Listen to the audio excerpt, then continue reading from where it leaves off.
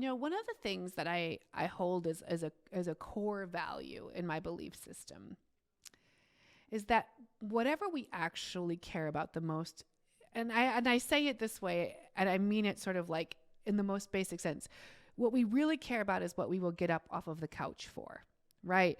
And when we will try something new.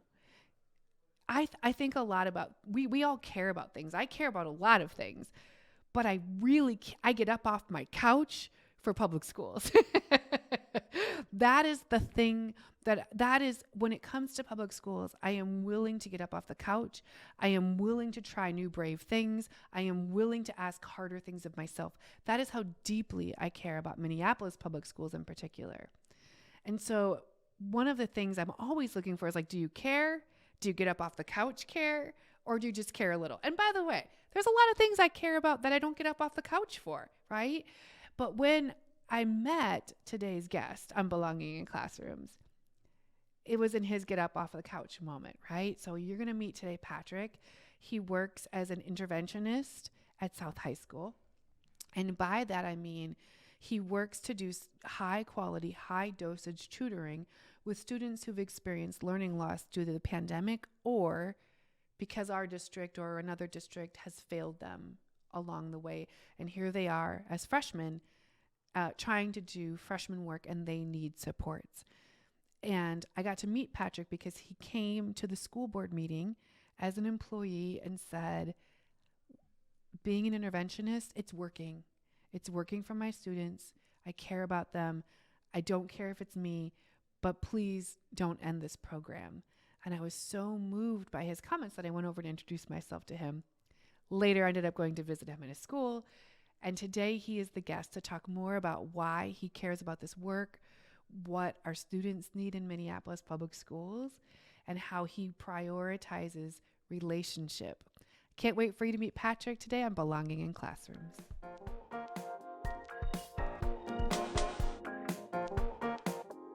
Patrick, welcome to Belonging in Classrooms. Thank you. I mean, I'm stoked. Yeah. Okay, so first of all, let's do the easy stuff. Tell me where you work, what your day looks like, and why you do what you do. Why do I do what you do? Well, I mean, I'll try not to go on a tangent too much there. Okay. So I work at South High School. I'm a math interventionist right now. Basically, I work with kids who are in Algebra 1 and need some help with elementary school math. Crazy enough. If you couldn't guess, that's hard. That is hard. Why I do what I do specifically is because I was like a lazy smart kid in high school. I made all of the wrong choices, and like I'm pretty much one of my only friends who didn't have some sort of negative interaction that lasted over the course of our lifetime. A number of us have grown up now, but realistically, I needed a person to hold me accountable and to work with me and put up with me as I was like clearly lost in seeking affirmation from my peers and just doing whatever that took.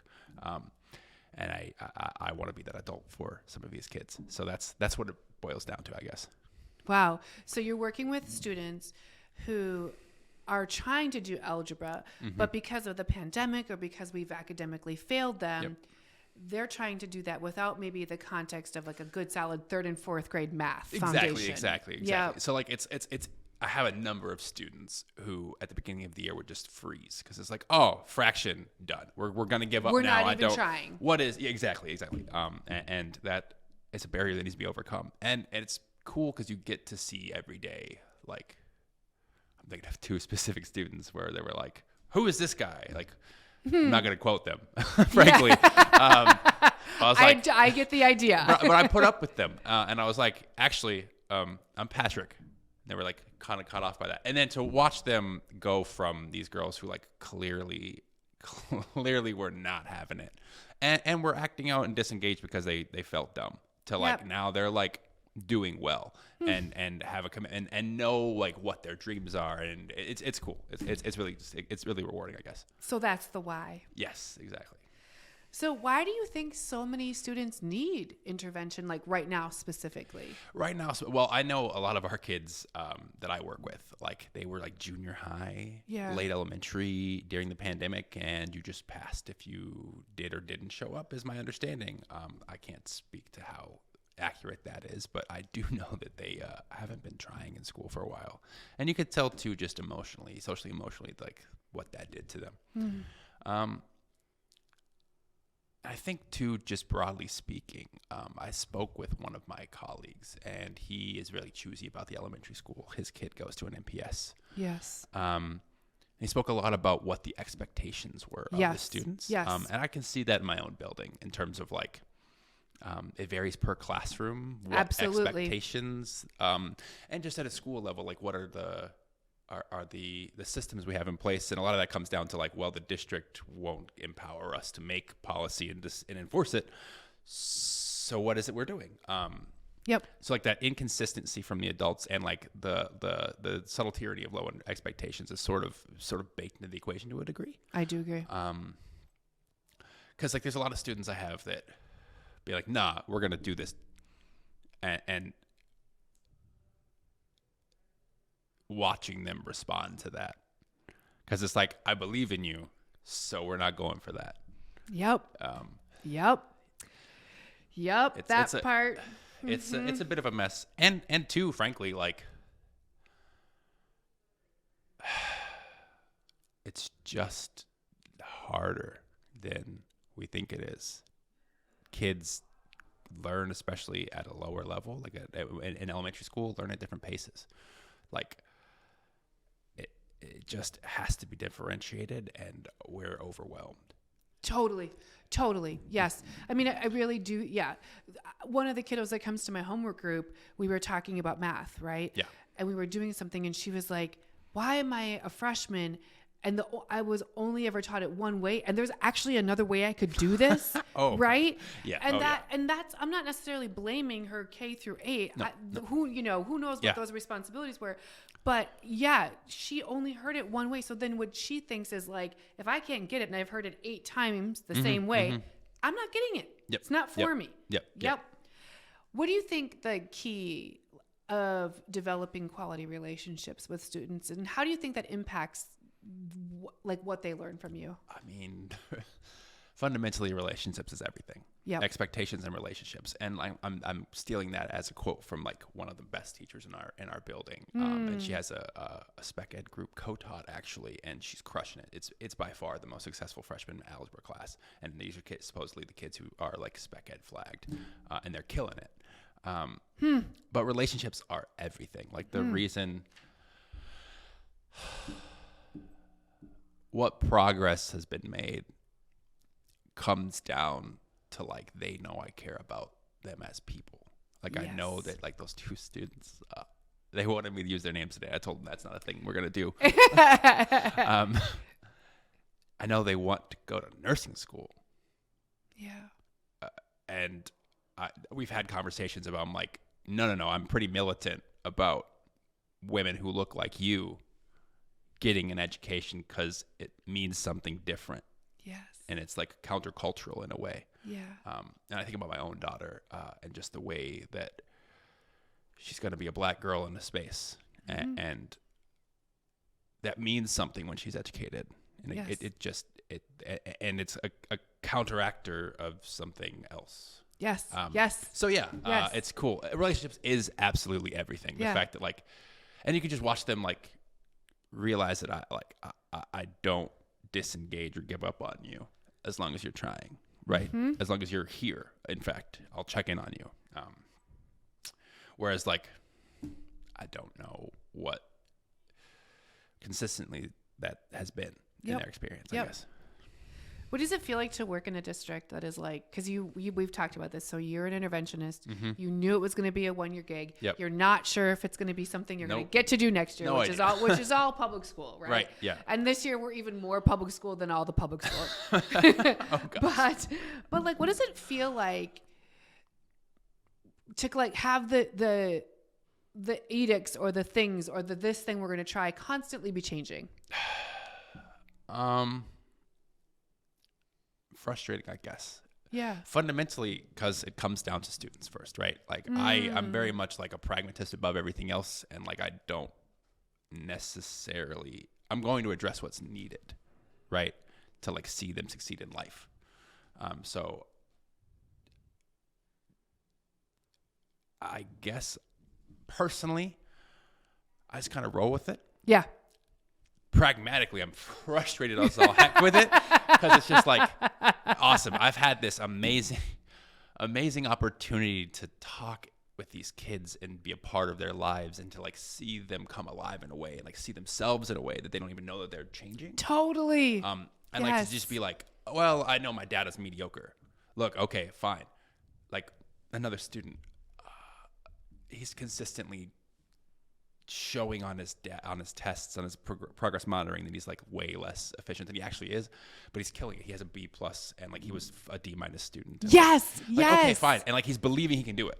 Yes. Right? And fundamentally that's more important to me than like the rules say that like, well, first of all, my administration was very much like, so the freshmen matter. So we're going to focus intentionally on them because we set the tone for how their academic year goes. And like by rule, like we're meant to really be more focused on a classroom setting, like our intervention being classroom model. It's only for opt-in for 10th through 12th grade. And like, meh.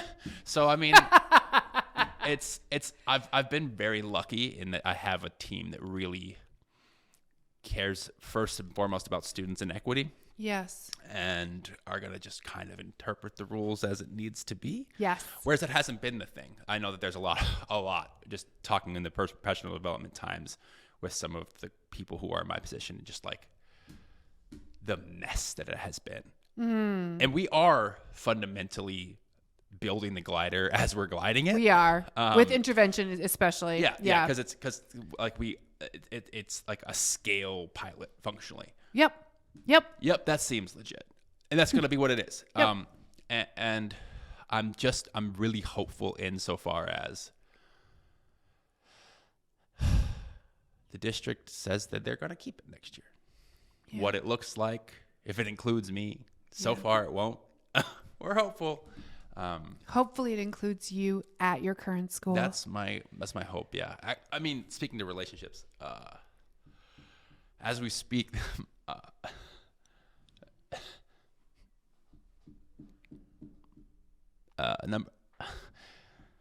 there's a petition going around the freshman and sophomore. Well, going around the whole school, I suppose, because some of my students are aggressively backing me, but that are asking for like me to be one of the people that's hired next year.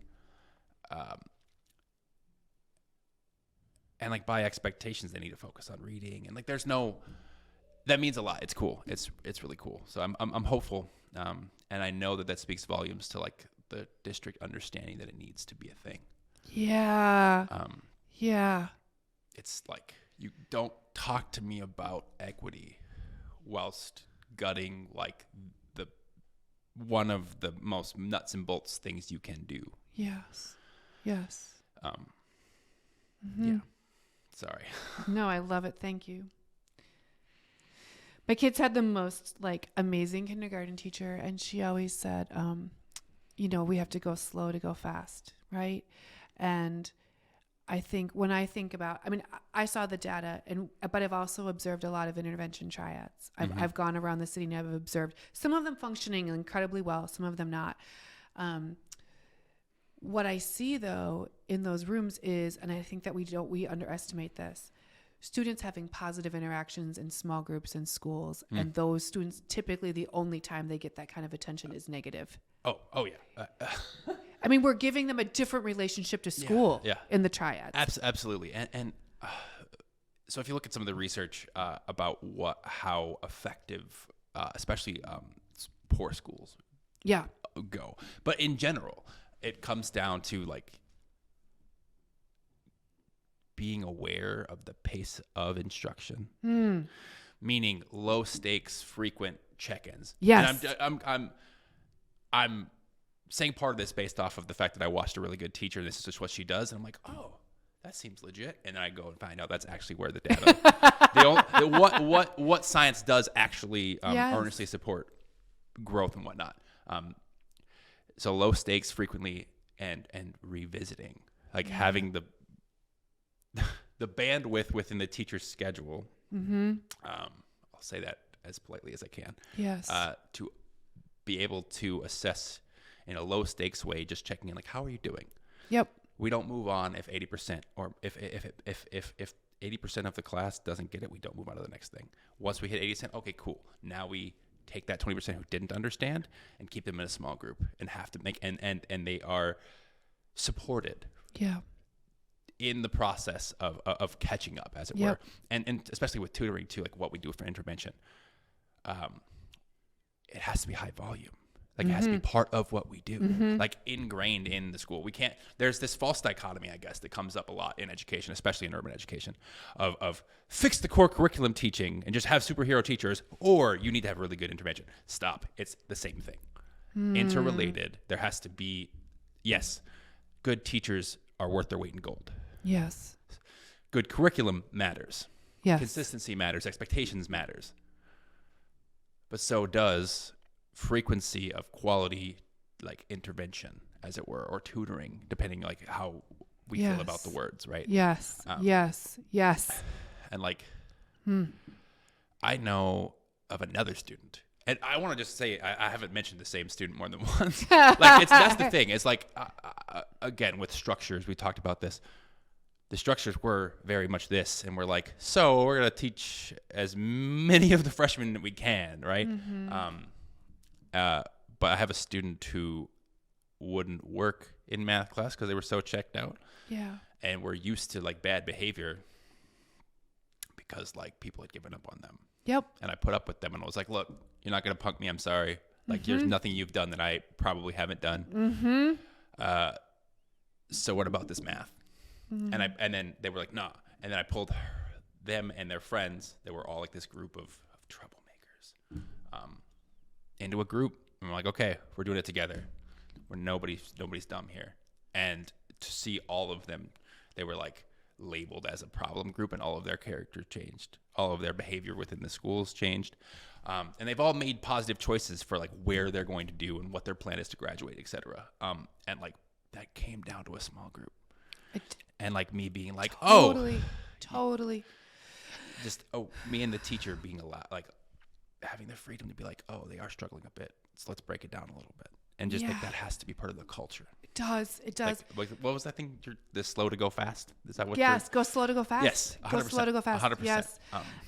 It takes the kiddos that come to homework group with me at least on average 6 months and very, very, very private conversations. Yes. For them to open up and show me their portal and show me how far behind they are. Yep. And to try to rush that in any way. I tried to initially, right, when the outskirters would come around and they wouldn't want to come or whatever. Like just do this or whatever.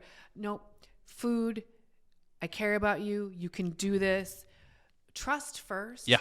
100%. That I'm not going to judge them, and then we see it, and then I say, that's not so bad. Yeah. We can fix that. Yeah. This is gonna. Well, whatever it is, a little bit of shade. Actually, let me full stop. Okay.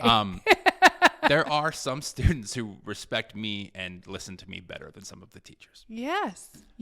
Because like I was patient with them at first. I wasn't like, you're gonna do what I say because I said so. Like, okay, cool, you missed that. Like in the toddler room, bet. Like in preschool, we can try that. Also, is that actually the most effective thing ever anyway? That's an open question. But tabling that, they respect me and I can like get at them in a way because like they know who I am and they know that I don't judge them. Yes. And that like, hey, you've been, and I notice when they're back, like truant students that are gone a lot. Like there's a kid in particular I'm thinking of, but there's a number of them. I notice him when he's there and I dap him up and like he'll engage with me in a respectful way that like he won't with other people. Yep. And like there's a number of also people, I'm not the only one in the building. Yes. The ones of us that do that intentionally. Yes. Get different results. That's right. Power over only works in the short term. Yeah. Power over only. What do you wish the world knew about these kids that you've been talking about? They're resilient. They need caring adults. Oh my goodness, yes. And they're aware of the nonsense. Yes, they are. Like they're not dumb. There's students signing a petition for me to be the hire. They know it's politics. At the end of the day, they don't know what realpolitik is, but they know what realpolitik is. You know what I'm saying? I do know what you're saying. So and like they can smell it. Yep. They can smell when like there's a teacher that like is upset with the way that our school has demographically changed in the last 10 years, and they're a long-term teacher there. They know that like there's like beef. Yep. They know that if like if the teachers aren't getting along, like they're not dumb. Like, nope. Like we discredit so much of like their savvy. Yes. Now, because it's not in the way that we do it. That's right. Frankly. That's right. Like, and you know what else? Like, I think we discredit because they behave that way until they trust us. Mm-hmm. We discredit the deep respect they can show us back. Yeah. I'm odd. I mean, last night I had to say to my homework kids, I can't stay, grab a snack, but can you text me? You know, can you please do your homework? Mm-hmm. And one of my kids said to me, Miss Heather, would it help you feel better if we texted you when we got an assignment done? Oh. Like caring for my emotions about their homework. They can do that.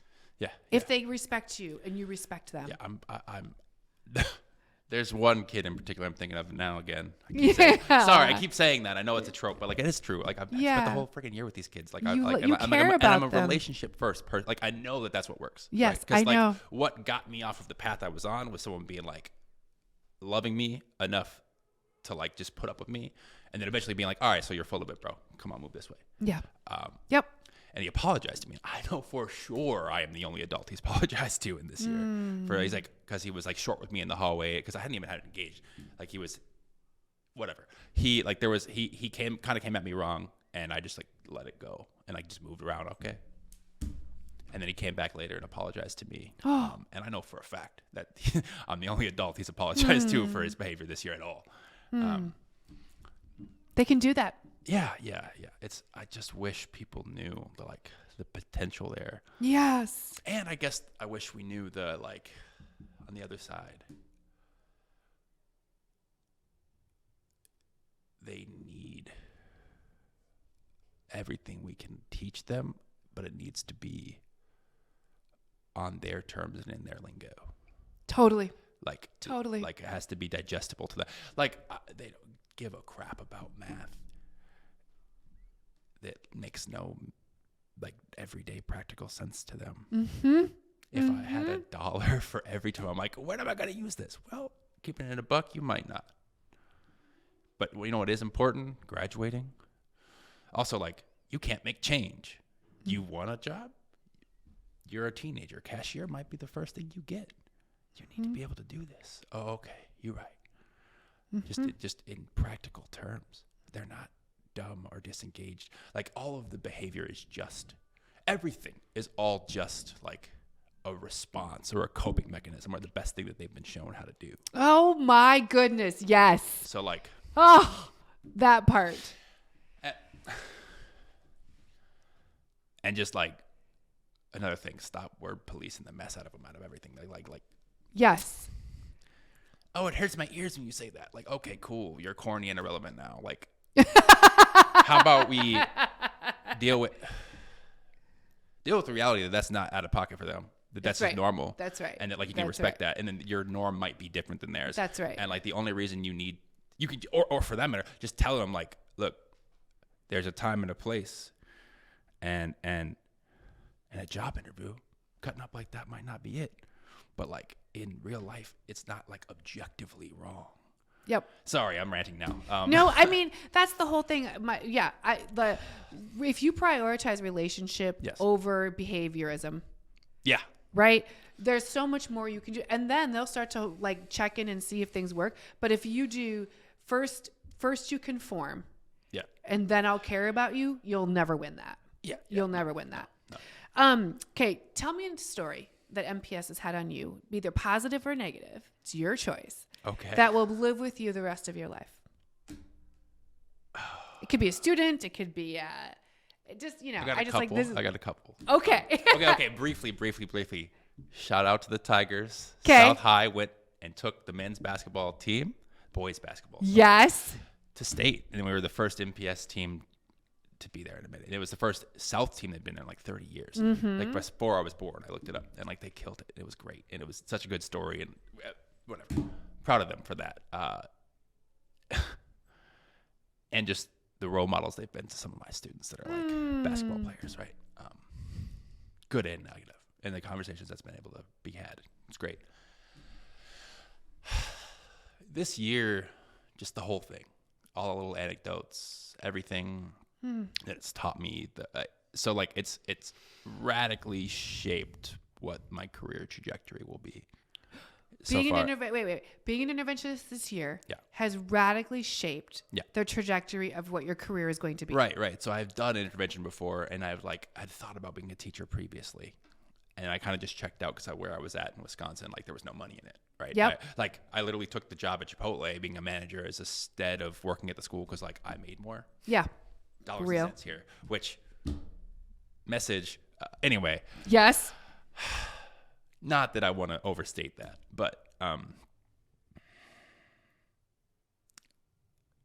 it's gotten to the point where like I want to be in the building and part of what's going on at South, regardless of what I'm paid.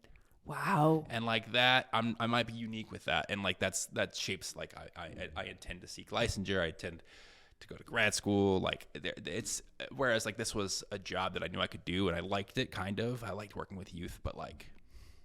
Oh yeah, I like helping students. Like I can see I was an at-risk youth, so I can like I love to pour into them. And now it's like, no, this is like what I'm here for. Wow. So maybe we spent that $30 million just to keep you in teaching. LOL. I mean, I do not. Golly, that is a whole thing. But it jeez Louise, yes. So it was throwing spaghetti at the wall till it stuck, right? That's a fact. But some of it stuck. Oh my gosh. And there's a commitment. Well, there is some commitment, and we'll see how committed it really is in a few years from now. But like, there's an understanding that this has to be how we get down. Yep. That not letting kids get to freshman year before they're like, oh snap, you don't know what a fraction is. That's right. Dude, that's right. And it's one thing for like my student that I'm thinking of who was like out of country. Yes. Okay, sure. You gotta get out of jail free card. Look, you stellar attendance. Yep. All through junior high and elementary school. And you're still on my caseload. Yep. And for that matter, I've asked about your intervention. I haven't. Someone else who actually has access to school psychologist did on my behalf. I'm nosy. I do whatever it takes. Oh, you haven't received any. Yeah. Ooh, that's a systemic failure. Yep. That's on us. That's on us. It's not on them. That's like the kid's there. It's one thing if like they don't show up. Especially once they can ride the bus and it's like on them to get there. That's a thing. That's a thing. Like once if you're old enough to like legally have a job, like I'm gonna start to treat you a little bit like I treated like high school employees that worked for me when I managed restaurants, right? Yep. But that's not the fourth grader's fault. That's not the fourth grader's fault. In any means. Sorry, but yeah, I'm ranting again. I like it. I'm very hopeful. I'm like cautiously optimistic. That's one thing that like you can sort of choose to complain about everything. Yep. Which is not a strategy, first of all, and it takes a lot of energy. Or you just focus on directly the kids you're impacting in front of you. Oh my goodness, yes. And then over time, you might have some sort of wisdom to speak to what systemic change looks like. But like ultimately, when you're frustrated, just know that like, what did you get into this for? Yeah. Okay. That is where we are going to end because, oh my gosh, that was so profound. Sorry. No, don't be sorry. That was the best. Mm-hmm. I am so thankful to you. One of my favorite things about doing this is that anybody I invite on, I'm always moved by beforehand, right? And so, but I always learn something deeper, and I always leave like thinking, wow, I'm so glad I did this for my own self because I learned something about you today that I would never known in 1,000 visits to South. Yeah. So thank you for being on Belonging in Classrooms. Absolutely. Yeah. Thank you for having me.